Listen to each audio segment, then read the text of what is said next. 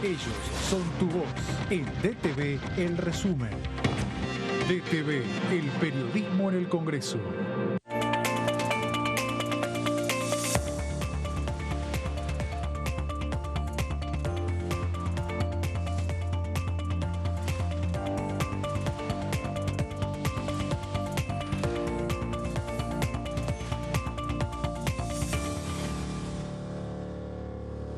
Hola, bienvenidos a una nueva jornada del resumen de noticias parlamentarias, terminando una semana con mucha actividad parlamentaria, con mucho trabajo en comisiones, también en sesión, también actividades de parte del Departamento de Cultura de la Cámara de Diputados de la Nación, presentación de proyectos y demás, que ahora vamos a hacer en minutos nada más un repaso de todo lo que dejó esta semana de actividad parlamentaria en la Cámara de Diputados de la Nación. José, ¿cómo andás? Muy bien, muy bien. Muy bien. Ha terminado esta semana intensa realmente, como mucho material para analizar. Me imagino ahí a full publicando, así es, todo, sí. haciendo un resumen de juicio político, de todas las comisiones, de, todo, de la sesión, ¿no? De todo lo que va a hacer el año que viene, presentación de nuevos proyectos también. O sea, de repente se activó con todo este último tramo del año de la Cámara de Diputados, ¿no? Así es, sí. Bueno, es lo que corresponde en sí porque ya tiene el color de fin de año, entonces estamos en la segunda mitad del año. Y bueno, se apuran los proyectos para, bueno, llevarlos al recinto, dejarlos listos para tratar de darles media sanción o aprobarlos, convertirlos en ley. Y por eso se han activado muchas comisiones que le dieron un color bastante peculiar para hacer un año electoral. Y muchas sesiones que se activan con el tema de justamente de que se termina el año. Habría que ver luego de las elecciones de octubre, si es que no hay eventualmente un balotaje, una segunda vuelta, cómo quedaría conformada la Cámara de Diputados y también el Senado, y de eso va a depender el tratamiento de todos esos proyectos que ya tienen dictamen de comisión o que también puedan llegar a tener dictamen de comisión, porque a raíz de la nueva composición de la Cámara de Diputados y también del Senado el año que viene, eso va a depender cómo se van a ir estructurando las comisiones, por ejemplo, y de eso va a depender que el oficialismo de turno, la oposición de turno, vaya metiendo o no ciertos temas que le interesa para que se traten en el recinto y eventualmente queden convertidos en ley. Así es, sí, y bueno, a propósito de lo que decís respecto de la composición de las comisiones, sí, claramente las comisiones que se van a tener que armar todas de nuevo el año que viene, cada 2 años es lo que sucede, se arman todas de nuevo, se hace en función de la proporcionalidad de cada bloque o interbloque tiene. Por eso son tan parejas entre el oficialismo y la oposición, la principal oposición, no la oposición necesariamente, Juntos por el Cambio y el Frente de Todos, tiene más o menos siempre la misma cantidad y siempre se atiende a las que son los bloques minoritarios porque todos los diputados tienen derecho a participar de las comisiones como integrantes. Lo digo a propósito de porque lo vimos en un debate que estábamos recién hablando de lo que habíamos visto en el debate. Y debate de vicepresidentes en los cuales estuvieron los vicepresidentes de las 5 fórmulas presidenciales que van a competir ahora este 22 de octubre por la presidencia. Y bueno, se puso un poco en debate este tema de si Victoria Villarroel y Javier Milei habían presentado o no algún tipo de proyecto en estos 20 meses ya que llevan como diputados nacionales. Así es, y bueno, Victoria Villarroel que no presentaron. Proyectos sí presentaron, en realidad. Solo Victoria. Villarroel, claro, pero Javier Milei no presentó ningún proyecto desde que es diputado nacional. No presentó ninguno, pero Victoria Villarroel dijo en un pasaje que ellas no los habían dejado integrar comisiones y en realidad todo el mundo tiene derecho a participar en las comisiones. En última instancia no te van a dejar estar en las comisiones más importantes a lo mejor si es que no hay lugar, no hay posibilidades, pero siempre tienen posibilidad de participar. Como por ejemplo pasa con los diputados del Frente de Izquierda. Ellos, al ser un bloque muy, muy chico, no tienen la cantidad de números necesarios para poder integrar cierto tipo de comisiones, como por ejemplo Presupuesto y Hacienda, ¿no? Las comisiones más importantes. Pero sin embargo siempre los vemos cada vez que Presupuesto y Hacienda o Legislación del Trabajo, Comisión de Mujeres, cualquiera sea, que son las más activas por lo general, la Comisión de Discapacidad también.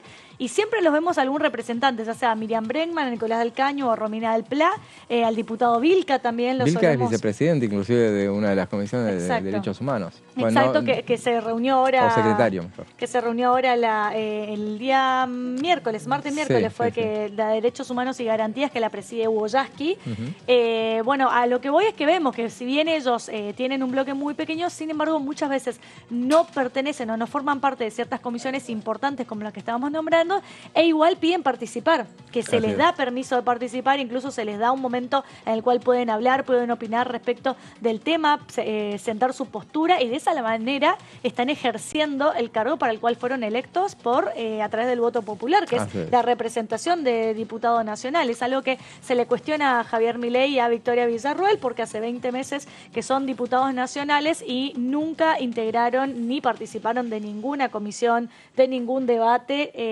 y bueno, y este tema de la presentación de proyectos, al parecer Victoria Villarroel solamente presentó 3 proyectos, pero No, ninguno no, que tenga que ver presentó con el más. tema, sí, Sí, ninguno presentó. tenga que ver con el tema de la seguridad, que era lo que le cuestionaba un poco Petri en el debate de Así es. vicepresidentes. Ujú. Respecto a ese tema puntualmente, en ese tema no presentó ninguno. Así es, sí, justamente, bueno, y sí, lo único que no pueden hacer los diputados que no pertenecen a las comisiones es votar, pero después ni dar quórum, obviamente. Claro, Pero después pueden sentar su postura tranquilamente, claro, pueden opinar, y esto de alguna manera lo que hace a la publicidad de los actos de gobierno, ¿no? claro. Sentar su postura, aprovechar que las comisiones son televisadas también a través de este canal de televisión, que eso es lo que hacemos nosotros, dar a conocer a todo el público de qué es el trabajo, cuál es el trabajo que realizan aquí dentro los diputados nacionales. Si bien uno puede ingresar a la página de la Cámara de Diputados y de acuerdo al apellido y demás ver qué diputado, qué comisión integra, qué proyectos tiene presentado, pero también nosotros lo que hacemos es televisar, explicamos incluso aquí en el piso los proyectos que presentan los diputados de esta manera para que la gente pueda conocer el trabajo, ¿no? Para qué fueron electos y en qué está trabajando cada uno. Así es, Hay sí, muchos sí. que son muy activos con la presentación de proyectos, hay otros que nunca presentan nada, ni siquiera hablan en el recinto, pero bueno, son 257, hay Sí. mucho para analizar uno por uno. Lo cierto es que esta semana, como decíamos, se retomó la actividad parlamentaria aquí en la Cámara de Diputados.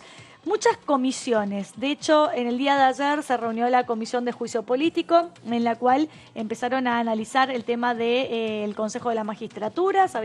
Ayer José nos mostró en unas placas un repaso de lo actuado hasta el momento, es decir, todo el tema del fallo del 2x1, el tema de la obra social del Poder Judicial, la coparticipación, ahora Consejo de la Magistratura, y después quedaría una temática más que tiene que ver con abuso de Abuso de poder. poder, sí. Sí, Ujú. pero al parecer el tema del Consejo de la Magistratura, por lo que nos estaba adelantando José ayer, al parecer iba a ser la única Sí. reunión, la de ayer iba a ser la única donde iban a tratar ese tema, donde hubieron 2 testigos que estuvieron, bueno, como oradores, ¿no?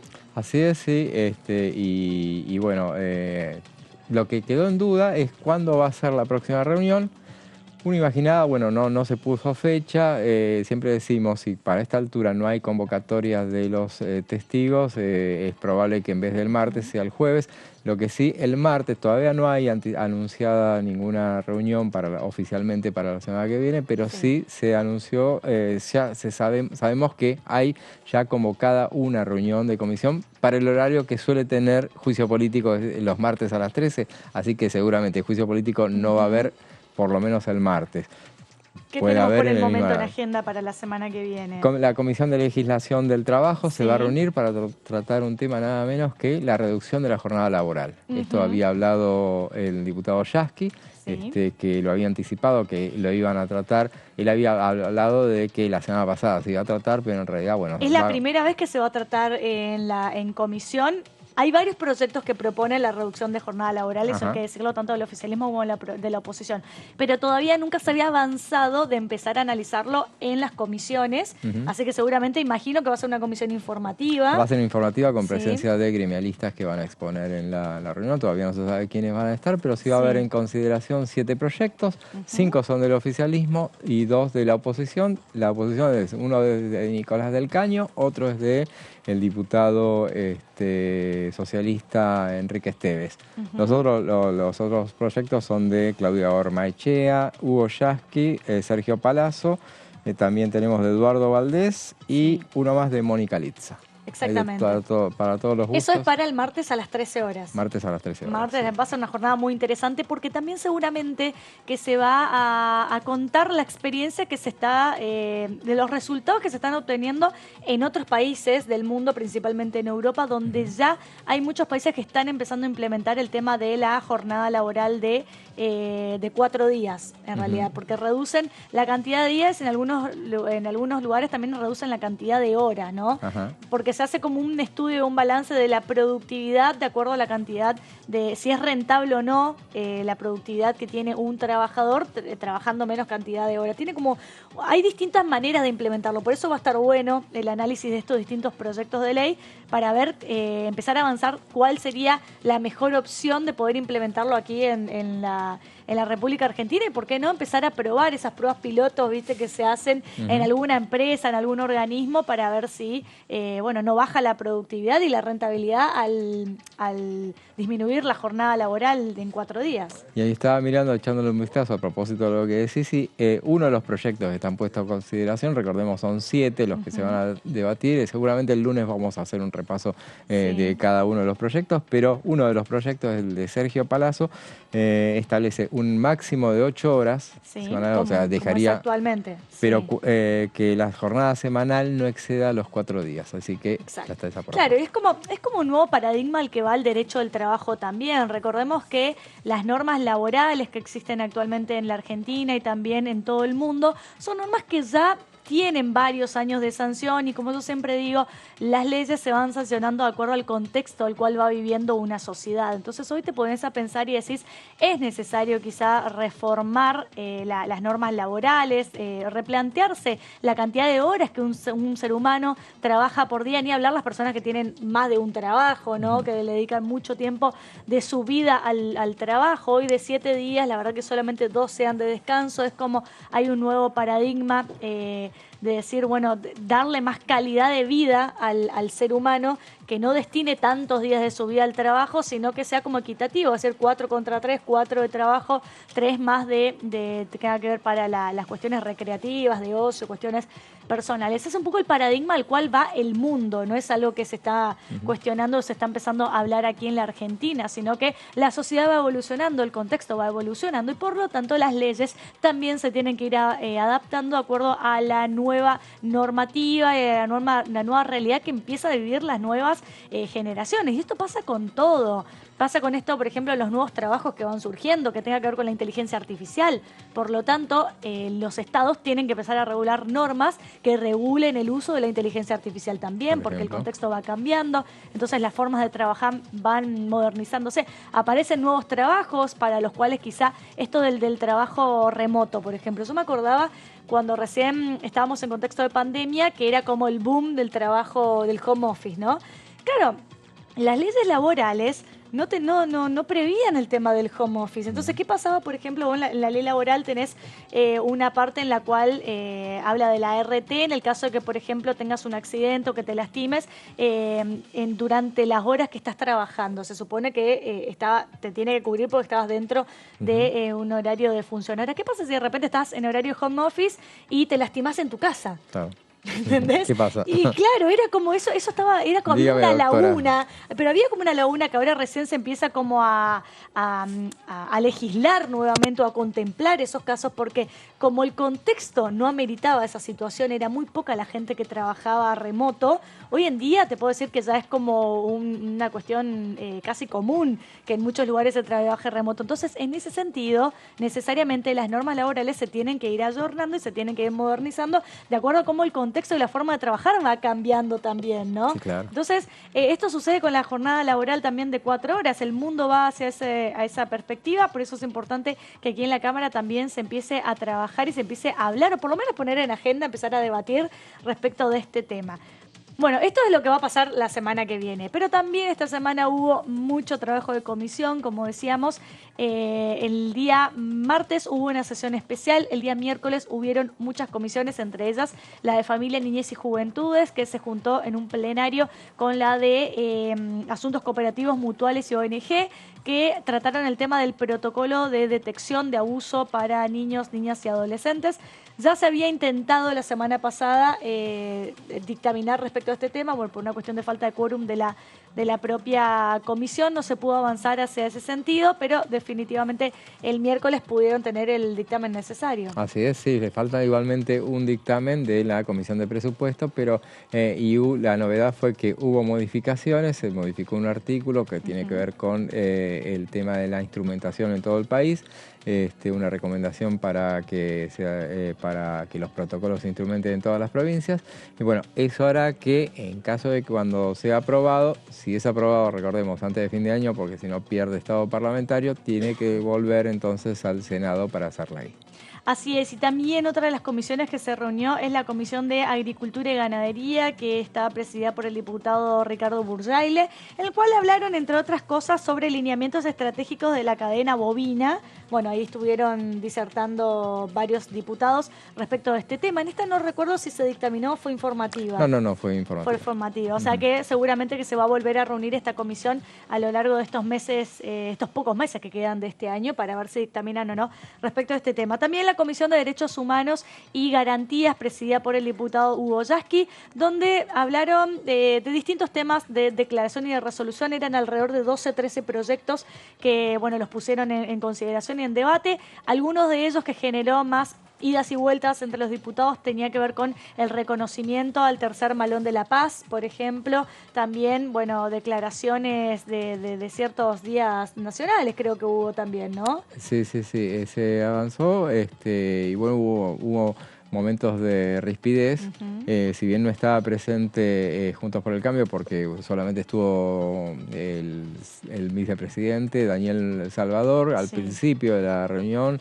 Explicó por qué no iba a asistir Juntos por el Cambio. Bueno, después hubo cruces entre los legisladores a propósito de que, bueno, en un momento dado el diputado Vilca se contó a propósito de la declaración que se iba a hacer con relación al Malón de la Paz, habló de el clima que se está viviendo en la provincia de Jujuy, y bueno, claramente era por eso que no estaban presentes los diputados de Juntos por el Cambio.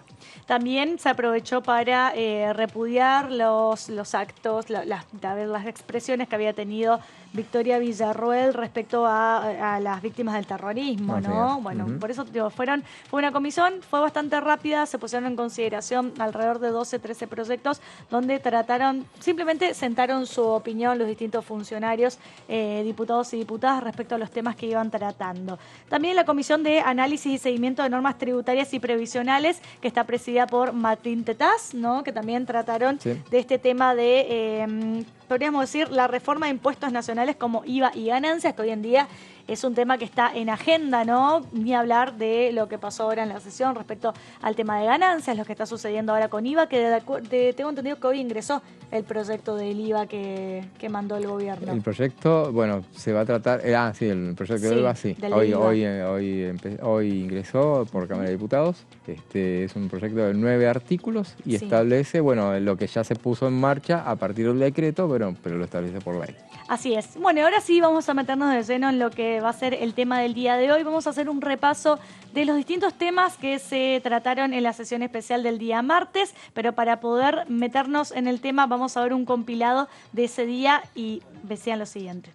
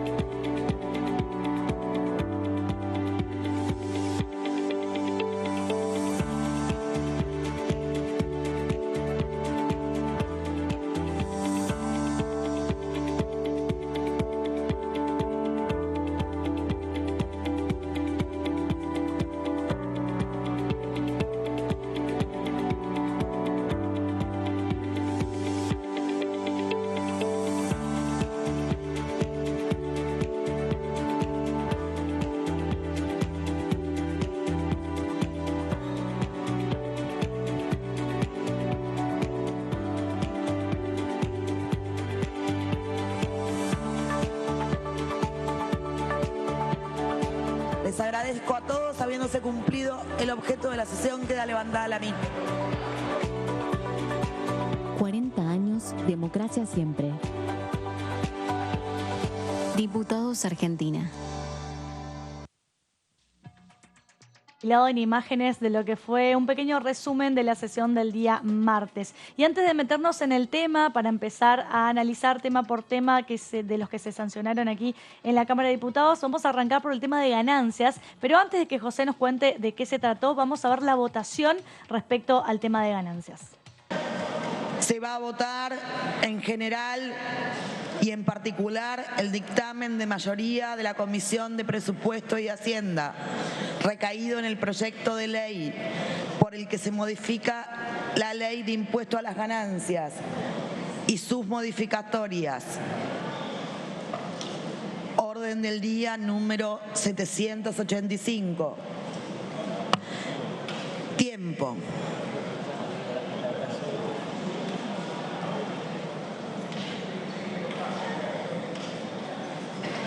Se cierra la votación. Por secretaría se dará lectura del resultado de la votación. 135 afirmativos, 103 negativos, 0 son las abstenciones. Gracias. Resulta afirmativo.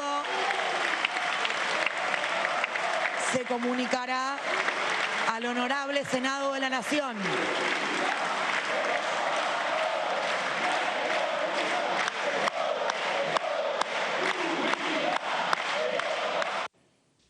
Veíamos entonces el momento en el cual se votaba este proyecto de impuesto a las ganancias. Lo veíamos también a Sergio Massa, que es el actual ministro de Economía, quien impulsó de alguna manera para que este proyecto llegara aquí al Congreso. José, contanos de qué se trató esto.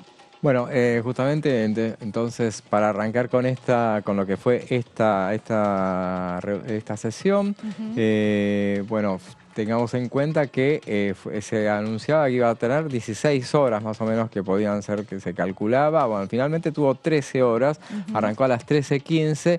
Arrancamos por el quórum, porque recordemos siempre, hay que tener en cuenta, bueno, la cuestión se vota varias veces durante, y esta es una de las maneras de votar, con la presencia justamente, y bueno, la cuestión estaba, ¿iba a tener quórum o no iba a tener quórum? En la previa nosotros dijimos que se iba. El oficialismo tiene garantizado la posibilidad del quórum, porque había mucha adhesión de sectores de los bloques más pequeños. Claro, los bloques del medio. Veamos entonces, arrancó con 129 diputados presentes a las 13:15 sin necesidad de que estuviera todo el bloque oficialista sentado. Eso es un detalle importante para tener en cuenta. De la oposición había 18 legisladores que habían bajado en sus bancas antes del arranque de la sesión. Javier Milei y Victoria Villarruel, vamos a personificar justamente. Ellos llegaron 2 minutos antes de tener, pero aportaron entonces para el quórum, estuvieron en sus bancas, también entraban al recinto, pero no eran de los primeros 129 en sentarse. 4 diputados de Evolución Radical. Esto viene a cuento de toda la polémica que se armó porque decían que algunos de Juntos por el Cambio habían dado quórum. Estaban presentes, ellos dijeron, nosotros no estábamos sentados cuando hubo quórum. En efecto, cuando Cecilia Moró anuncia ya hay quórum, ella dice específicamente, hay con 129 diputados presentes, doy por abierta la sesión, inmediatamente se habían sentado otros más, o sea, les sobraba al oficialismo contar. Estaban estos diputados presentes, no alcanzaron a dar quórum, y esto viene a cuento de los cruces que hubo dentro del propio Juntos por el Cambio por si habían o no dado quórum. Pero bueno, estaban presentes. De hecho, eso se vio de acuerdo a los temas que fueron tratando, porque ahora seguramente cuando nos metamos en el tema de universidades vamos a poder ir viendo que hubieron universidades para las cuales algunos representantes de Juntos por el Cambio dieron su voto y para otras universidades no. Entonces fue como un poco dividido el tema, ¿no? De acuerdo a la temática que iban a tratar, acompañaban o no con su voto. Sí, lo vamos a detallar justamente. Bueno, dieron quórum, por ejemplo, ¿quiénes asistieron al oficialismo para dar quórum?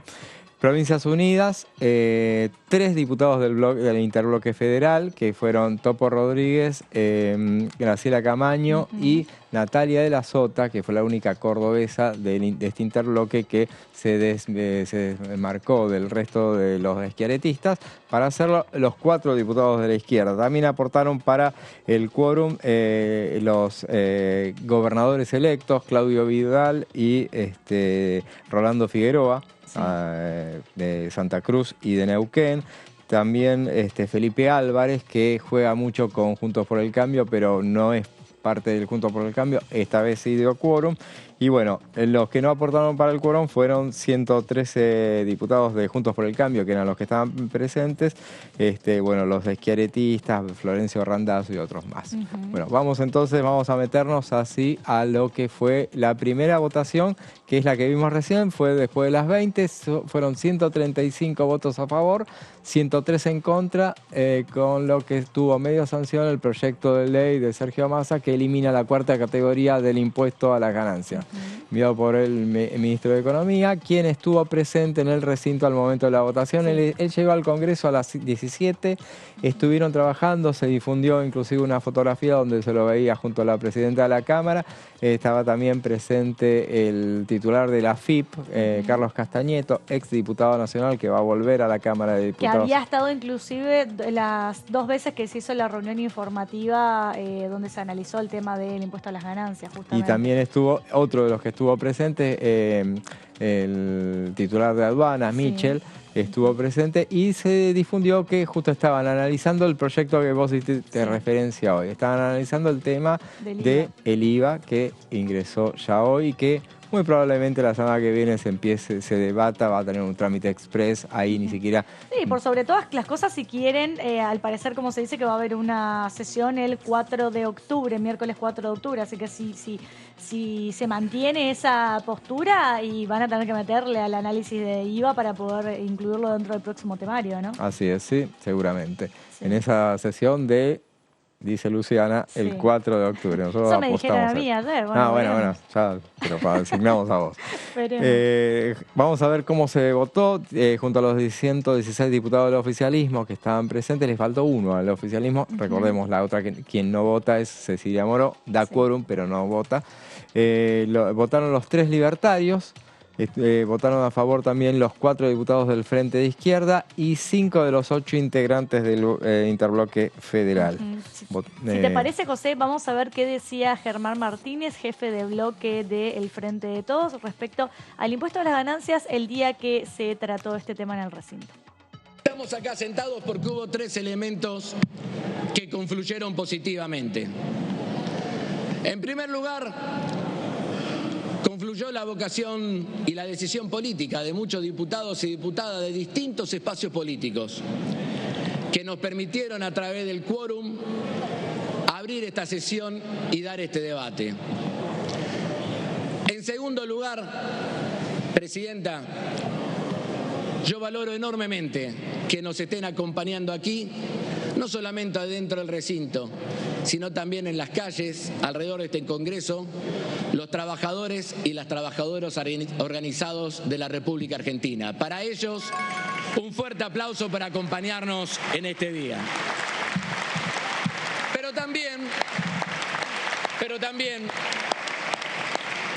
estamos acá porque hay una decisión política de avanzar en un camino que venimos transitando desde el 10 de diciembre del 2019. Porque se ha dicho en más de una oportunidad que iniciamos este gobierno con 2,4 millones de argentinos y de argentinas, trabajadores, trabajadoras jubilados alcanzados por este impuesto. Y que ahora tenemos la enorme oportunidad de que 800.000 de los actuales 890.000 trabajadores y trabajadoras alcanzados por el impuesto a las ganancias dejen de estarlo. Y eso no es el resultado de la casualidad. Eso es el resultado de una decisión política. Y esa decisión política tuvo 2 manifestaciones. En primer lugar, el 12 de septiembre pasado, cuando el presidente de la Nación, el jefe de gabinete, nuestro ministro de Economía, Sergio Massa, impulsaron un decreto que está publicado en el boletín oficial y que ya garantiza al 1 de octubre de este 2023 que nadie que gane por abajo del 1.770.000 pesos en la Argentina, o sea, de los 15 salarios mínimos vitales y móviles, pague impuesto a las ganancias. Bueno, lo veíamos entonces al jefe del bloque del Frente de Todos hablando acompañando lo que fue la sanción del impuesto a la ganancia. Y llegó el momento de hacer un pequeño corte. Quédense con nosotros, que en minutos nada más volvemos con más resumen de noticias parlamentarias. Ya venimos.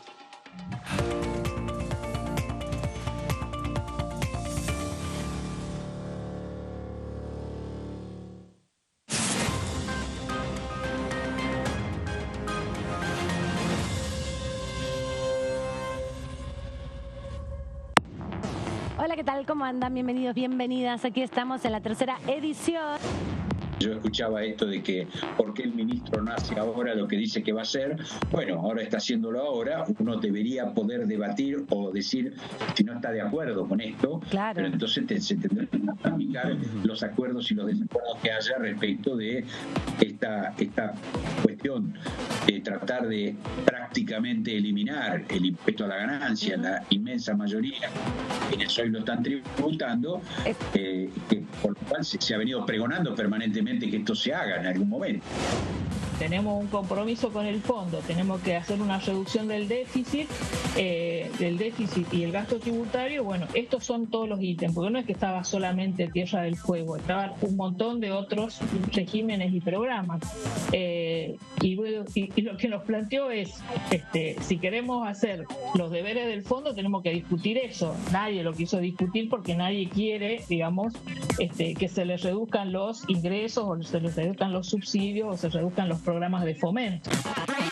DTV, tercera edición, de lunes a viernes. Si somos dueñas y dueños de nuestros libros, somos protagonistas de un futuro mejor. Por eso, entregamos libros a millones de estudiantes en todo el país en solo un año. Además, otorgamos becas educativas para que las chicas y los chicos puedan terminar la escuela. Realizamos obras en universidades, fortaleciendo el sistema universitario nacional. Y este año, otorgamos y renovamos becas Manuel Belgrano, en carreras estratégicas para el desarrollo productivo del país. Con más educación, construimos un futuro mejor. Conoce más en argentina.gov.ar/protagonistas. La educación nuestra bandera. Ministerio de Educación.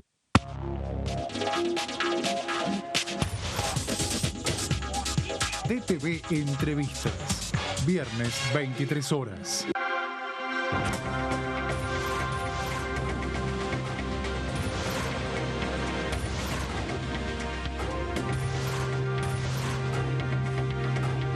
Ellos son tu voz en la tercera edición. DTV, el periodismo en el Congreso.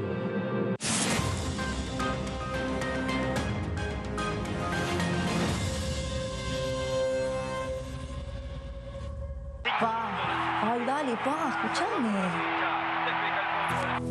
Mirá lo que tengo para mostrarte. Así vas a estar en 10 años. ¿Cómo te ves? Mirá, me veo bastante fachero, ¿eh? Tranquilo y sobre todo jubilado. Ah, ¿te vas a jubilar? Sí, ya me estoy encargando de eso. Qué bueno. Bueno, dale, prende. Si te faltan hasta 10 años para cumplir la edad para jubilarte y adeudás aportes, ahora los podés regularizar con el nuevo plan de pago de deuda previsional. Tu esfuerzo cuenta. ANSES, Argentina Presidencia.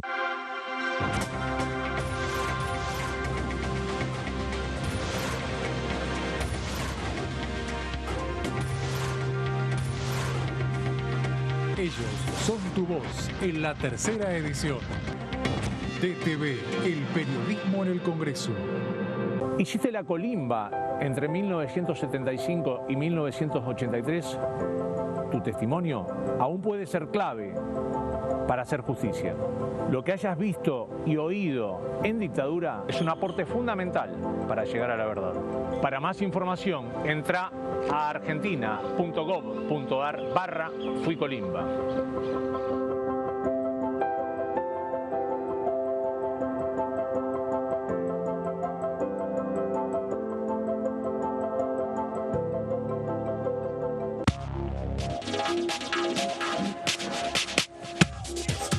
DTV es información, es diálogo, es análisis. DTV es federalismo, libertad de expresión, pluralidad de voces.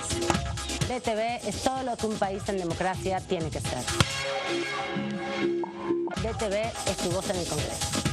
Este 2023, seguí eligiéndonos. DTV, el periodismo en el Congreso.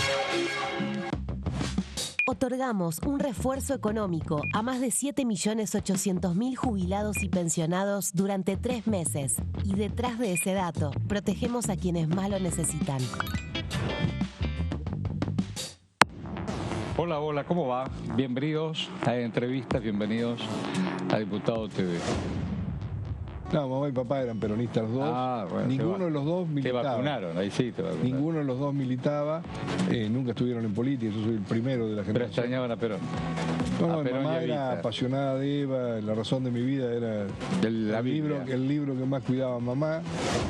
Yo digo, es cierto que normalmente relativizan, menoscaban lo que es la Argentina, la gente de mucho poder adquisitivo que se ha ido afuera. Ahora, los que han ido a remar afuera, todos tienen claro lo que significa la Argentina. DTV Entrevistas, viernes 23 horas.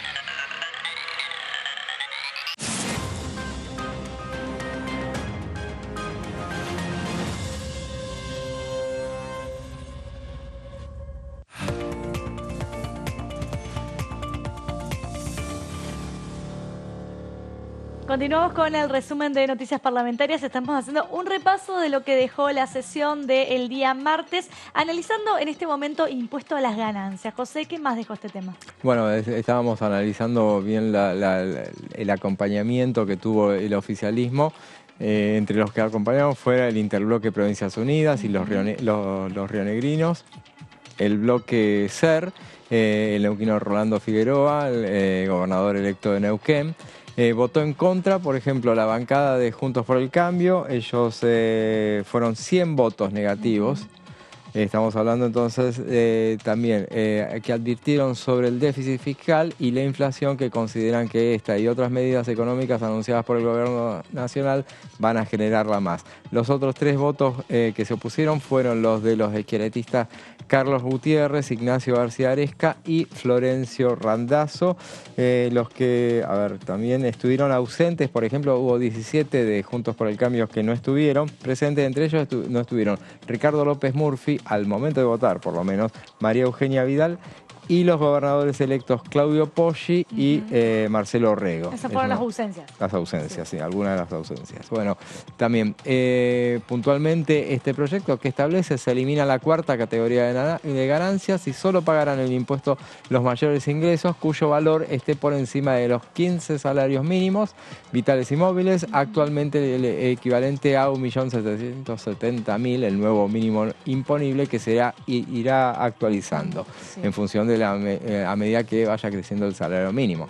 De esta manera se prevé que el tributo alcanzará a 90.000 contribuyentes, actualmente lo pagan 700.000, que representa el 0,88% de los trabajadores registrados en Argentina. Entre quienes seguirán pagando se encuentran los CEOs de las empresas, puestos calificados, cargos políticos y jubilaciones de privilegio. Así es, y tenemos un poco más de información de Germán Martínez hablando en la sesión respecto al impuesto a las ganancias. Veamos qué decía y seguimos analizando.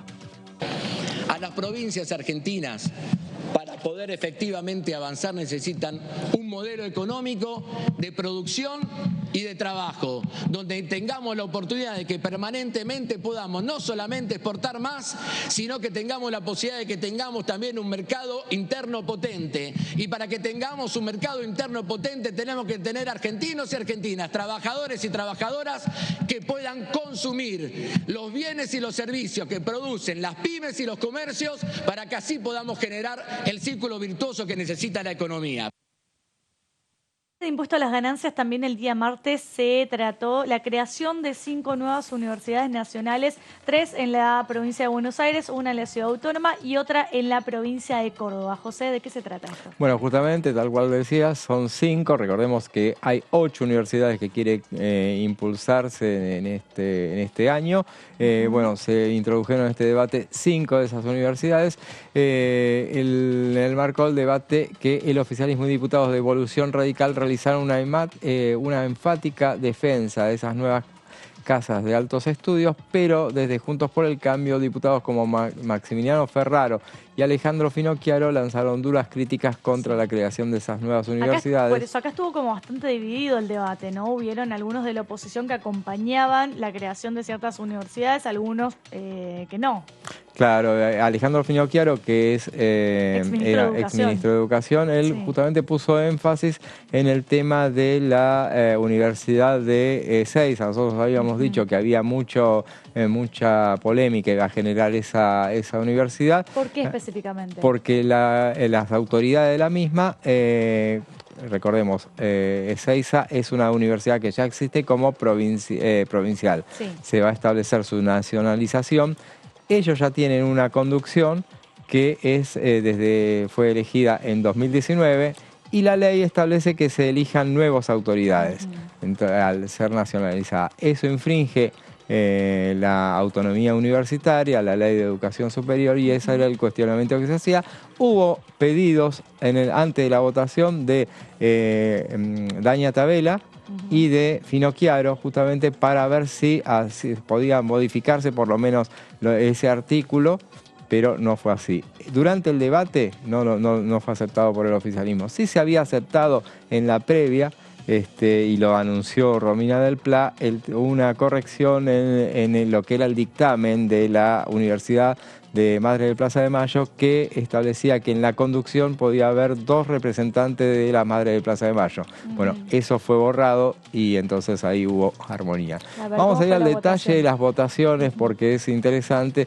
Delta, la Universidad Nacional del Delta, se aprobó con 139 votos afirmativos, 74 negativos, una abstención. La abstención... ¿Te acordás esta del Delta específicamente, universidad de qué va a ser?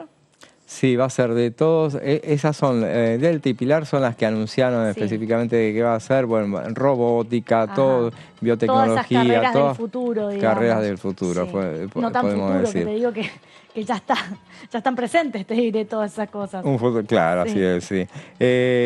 Pilar fue con 139 votos afirmativos, 75 negativos, una abstención. Ezeiza, 126 votos afirmativos, 89 negativos, ninguna abstención. Madre del Plaza de Mayo, 132 votos afirmativos, 82 negativos, ninguna abstención. Y Río Tercero fue la que tuvo más votos, 155 afirmativos, 58 negativos, ninguna abstención. Vale decir, por ejemplo, vamos al detalle en algunos casos, en todas las votaciones están los votos obviamente, del Frente de Todos. Los aliados de Provincias Unidas, el Interbloque Federal y la izquierda apoyaron todas. Evolución apoyó, en el caso de la Universidad de Pilar, salvo Rodrigo de Loredo, él no votó. En ese momento votó en contra. Rodrigo de Loredo es de Córdoba, es el presidente del bloque. Sí. El radical Sebastián Salvador y Margarita Stolbizer votaron sí también en el caso de la de Pilar. De Loredo sí votó a favor la del Delta, por ejemplo. En el caso de la Universidad de Madre de Plaza de Mayo, el único de Juntos por el Cambio que sí la votó, porque ahí tampoco, fue la única que Evolución no votó de estas universidades, y el que sí votó fue Emiliano Jacobiti, que es vicerrector de la UBA. En Delta, y se hizo la referencia a que Delta se había presentado 6 veces, el proyecto finalmente se aprobó. La de Pilar 10 veces, la de Ezeiza 9 veces, Río Tercero 3 veces y Madre de Plaza de Mayo 4 veces. O sea que no es la primera vez que se trata y se analiza la creación de estas universidades, que por el momento obtuvo la sanción por parte de la Cámara de Diputados. Y hablando de eso, vamos a ver la votación en qué consistía. Se va a votar en general y en particular el dictamen de mayoría recaído en el proyecto de ley por el que se crea la Universidad Nacional del Delta en los partidos de Tigre, Escobar, San Fernando y su zona de influencia en la provincia de Buenos Aires.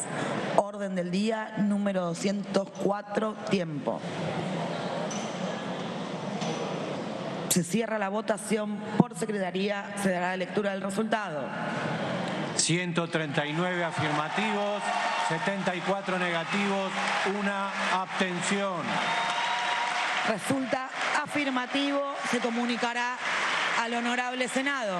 Se va a votar en general y en particular el dictamen de mayoría recaído en los proyectos de ley por los que se crea la Universidad Nacional de Pilar en la provincia de Buenos Aires. Orden del día número 206. Sírvanse marcar su voto. Tiempo.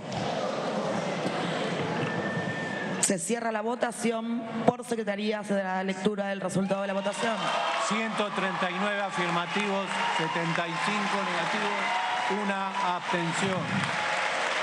Resulta afirmativa. Se comunicará al Honorable Senado. Se va a votar en general el dictamen de mayoría de las comisiones recaído en el proyecto de ley por el que se crea la Universidad Nacional de Seiza. Orden del día número 572. Sírvanse marcar su voto. Tiempo.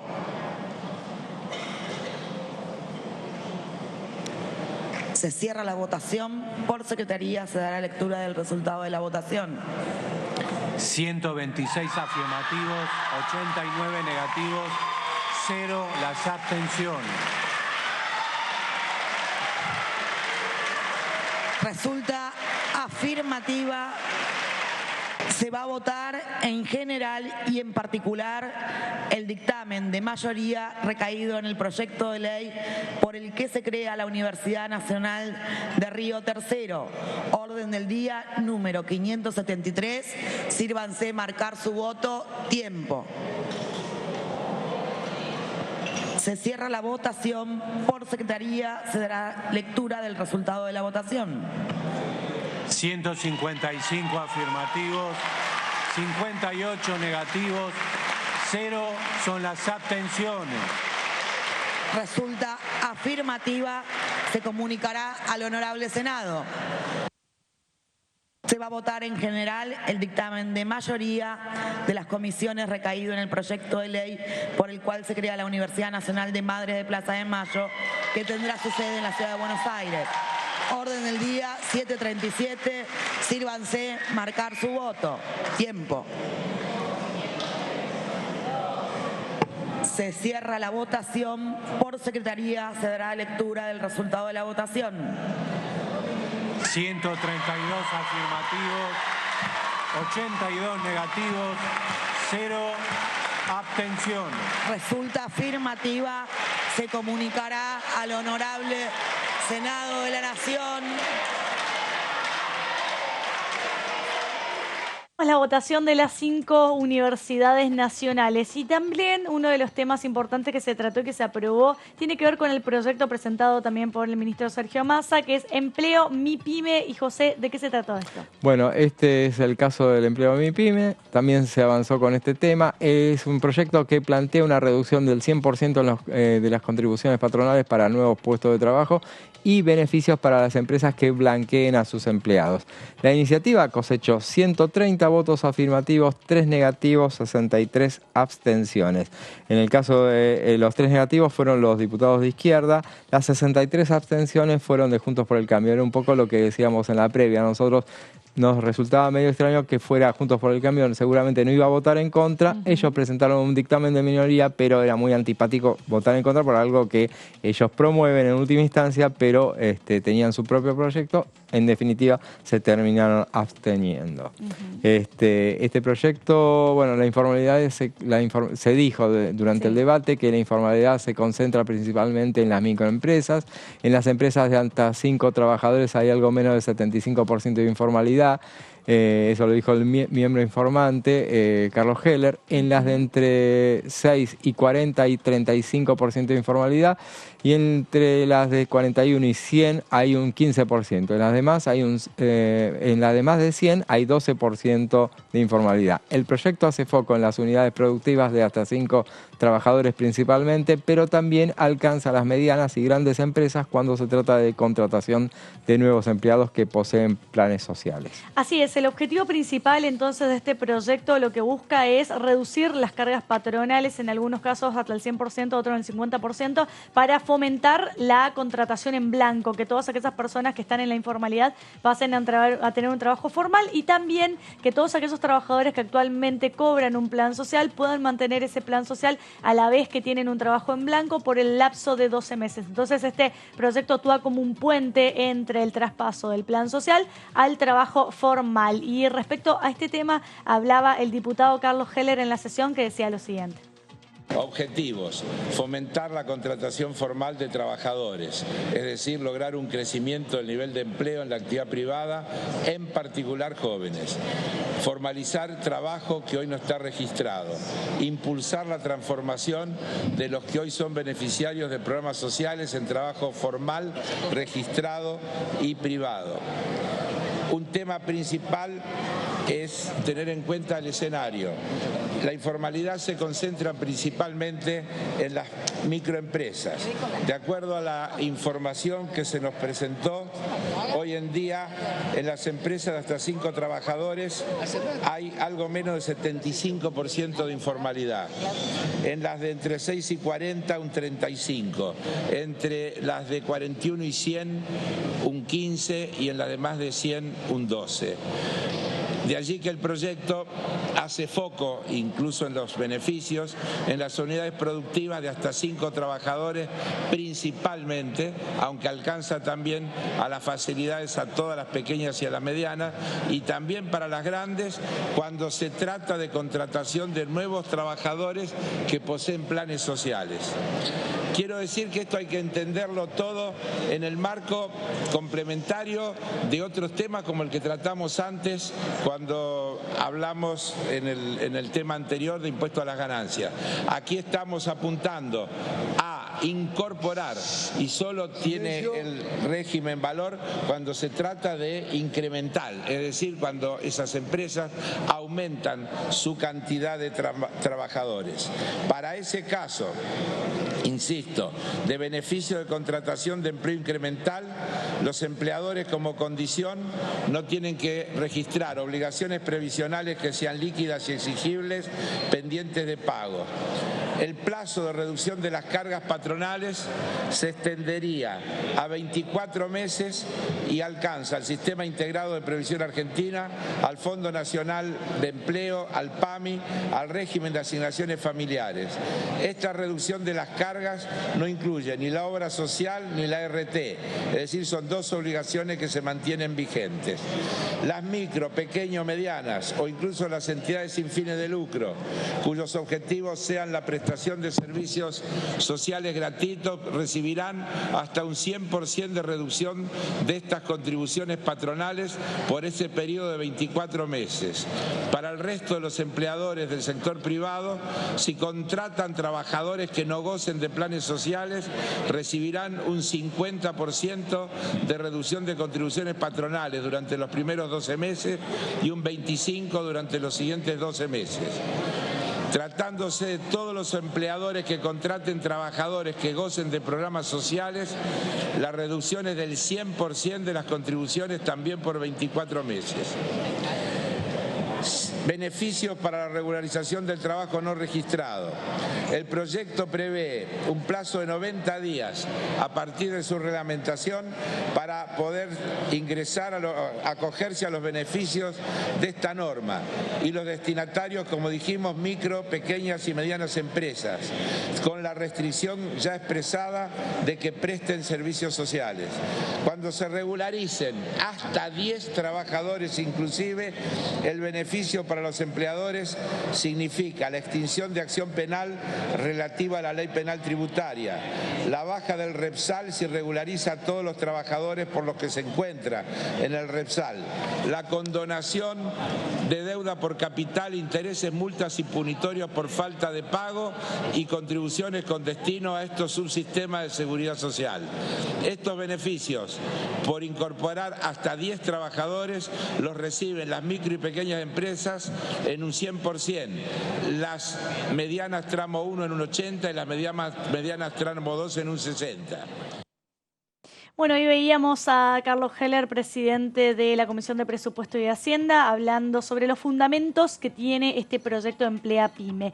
Y llegamos al final de la semana, al final de la jornada, José. Bueno, muy buen fin de semana. Bueno, nos volvemos a encontrar el lunes. Y con ustedes, por supuesto, nos reencontramos la semana que viene, como todos los días a las 6 de la tarde, aquí por la pantalla de Diputados Televisión. Chao.